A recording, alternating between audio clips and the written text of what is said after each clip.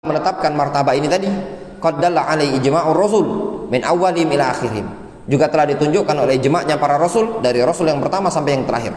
Wa jami'ul kutub al-munazzalah min indillahi wal muslimun, dan seluruh kitab yang diturunkan dari sisi Allah ya, juga sudah ijma'.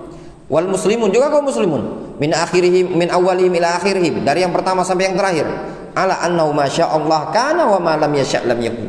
Apa yang Allah kehendaki pasti terjadi, dan apa yang Allah tidak kehendaki tidak akan terjadi. Antum iman ini baik. Titik. Ya, pelong antum akan pelong. Dakwah ditahdzir. Tahdzir tuh kalau Allah berkehendak tidak akan ada. Ya. Wa in kana makruhum litazula minhul jibal. Meskipun makarnya tadi menggoncangkan bukit, kalau antum tidak diinginkan oleh Allah SWT untuk binasa, tetap antum akan jaya. Kalau Allah SWT tidak menginginkan dia hancur, tidak akan hancur. Yu'izzu man yasha wa yudhillu man yasha.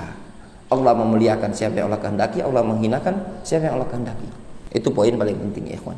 Ketika anak dalam berdakwah menanamkan prinsip ini tadi, tidak ada anak pelong. Biarin orang. Ada orang mau kritisi begini, biarin. Wa in kana makruhum litazula minhul jibal. Meskipun makarnya bisa menggoncang bukit, ya, itu tidak akan terjadi kecuali dengan kehendak Allah Subhanahu wa taala.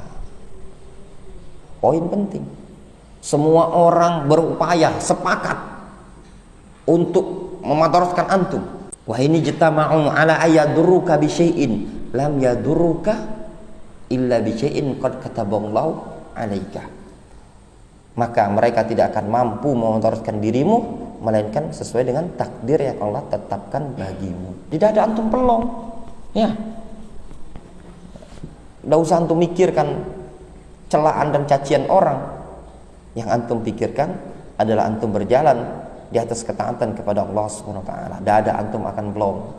Cukup beriman dengan takdir.